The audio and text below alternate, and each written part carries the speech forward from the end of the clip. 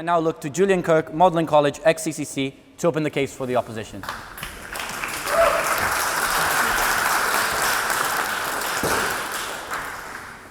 Thank you very much, Mr. President, and well-deserved congratulations on your term. Ladies and gentlemen, this evening's debate could not touch upon a more pertinent topic. In a time when the established norms of Western democracy are under constant challenge and the Middle East faces turmoil as a result of the impact both of Western imperialism and failed democratic uprisings, no question could be more relevant to put to this esteemed House than that of which form of government is suitable to one of the world's most critically important regions.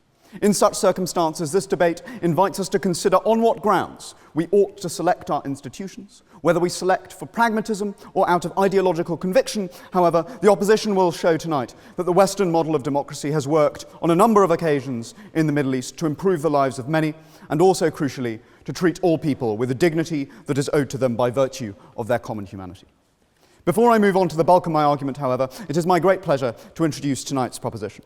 We've just heard from Dan Wilkinson, a second-year PPE student at Oriel College and the union's treasurer, and my opponent for the office of president in tomorrow's election. I'd like to take this opportunity to briefly say how important it's been, in my mind, for the union's democracy to this term have an election campaign broadly free from the unpleasantness that has characterized past ones, and thank him for working with me to ensure that.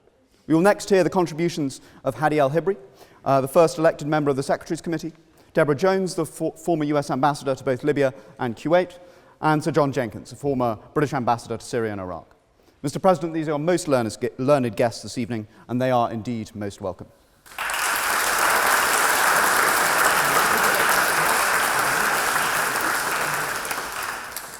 Ladies and gentlemen, the proposition is right this evening to argue that we face state failure, but is wrong to say that it is the fault of a supposed imposition of Western democracy, because it is those states that have precisely not adapted to the needs of their people that have failed. And secondly, I would like briefly in rebuttal to say that the Western model is precisely that of self-determination, of evolution. It is not a strict model that is imposed on nations, even though to our great shame we in the West have often done so. So, what is the Western model of democracy?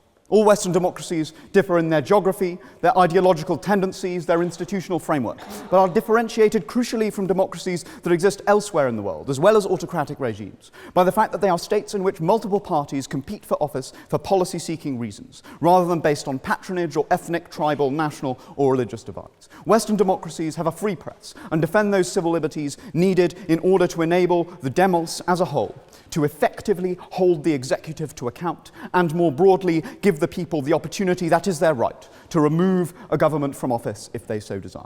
And it is this that truly captures the essence of Western democracy, the clear ability to engender change in the structure of government, founded in a strong civil society that forms the basis of informed choice in the democratic process, and the clear existence of a level playing field between the incumbent and opposition that is sadly absent from all too many countries with nominally democratic institutions.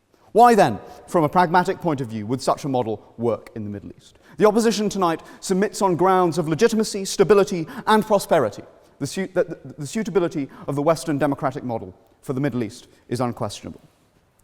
Popular legitimacy is perhaps the hardest currency for any state to acquire, and yet it is the most foundational to all other values. It is clear that for a form of government to be held to be legitimate, it cannot be imposed. We do not, on this side of the House, hold that the West should enforce democratization by force of arms, because such an environment cannot give rise to the strong civil society upon which Western democracies are founded in order to ensure that parties compete on policy and not other factors. Nor is it in any way reflective of the way in which Western democracies actually function. The crucial strengths of Western democracies we have outlined prevent the alienation of minorities within the state by incorporating them into the institutions of government, thereby ensuring that all peoples within the border of the state are invested in the nation as a whole and willing to work towards its shared ideals. This is shown no more clearly than in the contrast between the treatment of Kurdish minorities in a more inclusive Iraqi democracy modelled on Western institutions and the suffering faced by the Kurds in Turkey. No more clearly than in the differences in the rights of women in Iran prior to the 1953 coup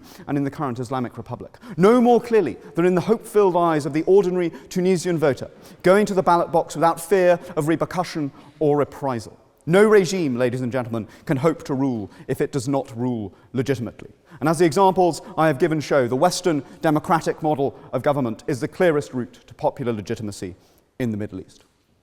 Turning now to the question of stability, it is telling that those Middle Eastern autocracies in general that have not suffered from crises of stability are those that pay the greatest heed to their peoples, such as Kuwait or Oman. Those like Syria, Libya, and Egypt that failed to do so began to fail as states in the early years of this decade. Despite their relative prosperity, they could not convince their peoples of the legitimacy of their rule, and hence fell into instability and chaos.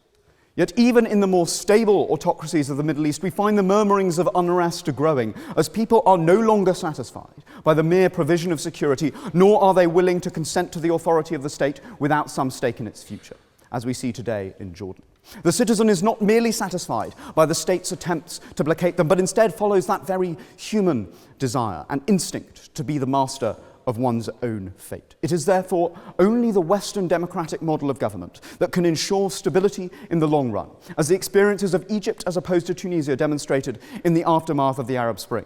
The latter adopted inclusive Western institutions, while the former eschewed them, and it was the Egyptian people who paid the price. No, thank you. We submit further that even the constitutional monarchies of the Middle East fail on our final key test, prosperity, not for the few, but for the many.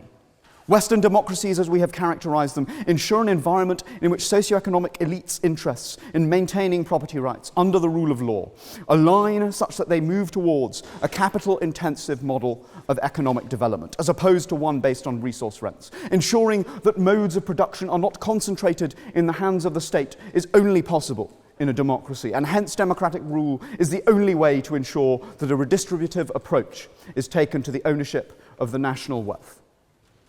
Sustainable economic development requires a model of government that is redistributive in order to empower ordinary citizens to innovate. It is only in this way that prosperity can be ensured for as wide a range of people as possible, rather than only for those few that control resource wealth. The prosperity of a people is further a function of the extent to which all people are incorporated into the productive process, in particular women and ethnic minorities, both of whom fare better in terms of the respect that is offered their civil liberties in those Middle Eastern states that follow the Western model.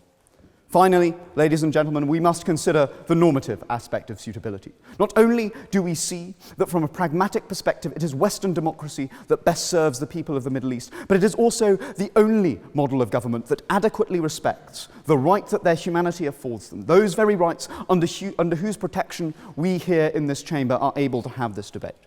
No one in Saudi Arabia or Iran could say what I am saying tonight without fear of repercussion.